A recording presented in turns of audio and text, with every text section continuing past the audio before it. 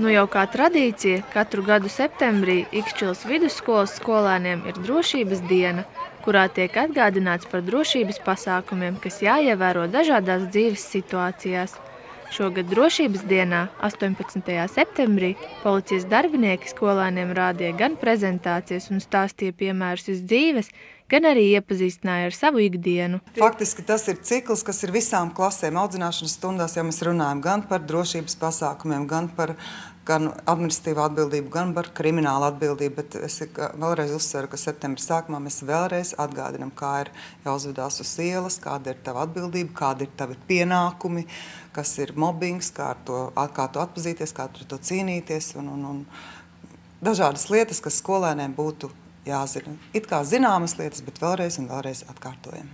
Rūpējamies par bērnu, domājam par bērnu drošību, atgādinām to, ko viņi jau zina, protams, jā, bet arī ir daudz lietas, kuras, piemēram, veidā mēs viņiem paskaidrojam, pastāstam, kādas var gadīties, un mācam uz to, lai tas nekad ar viņiem nenotiktu.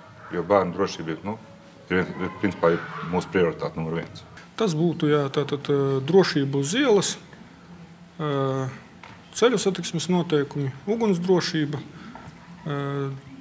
drošība uz ūdens, kā izsaukt tātad glābējus, tad tiesības pienākumi atbildība, administratīvā atbildība, krimināla atbildība un pievērsīsimies arī atkarībām dažādām. Šogad drošības diena notika semināru veidā, rādot prezentācijas, īsfilmas, diskutējot un stāstot dažādus piemērus.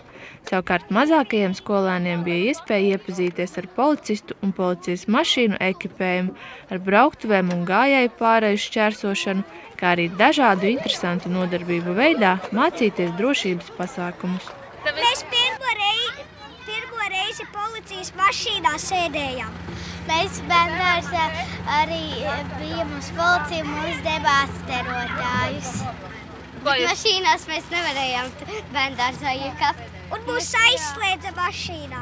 Jā. Tas bija interesanti, ka mēs braukājām policijas mašīnā, mums viss zināja. Ko jūs jaunu šodien iemācījāties? Mums iemācīja, kā uzvesties.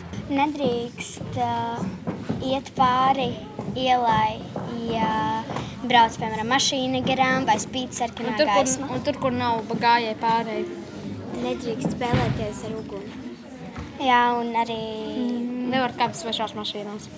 Tieši tāpat, ko es gribēju teikt. No svešiem cilvēkiem ņemt kaut ko, ko viņš piedāvā, ja nepazīst.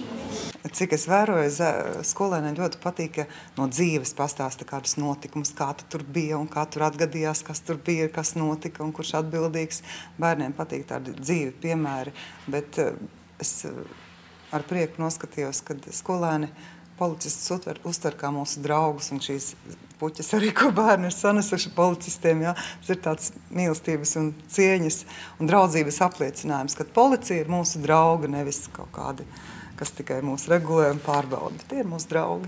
Drošība vienmēr ir pirmajā vietā, un Ikšķilas vidusskolnieki to zina. Sintija Lukša, Jānis Akmeņkalns, Ogres televīzija.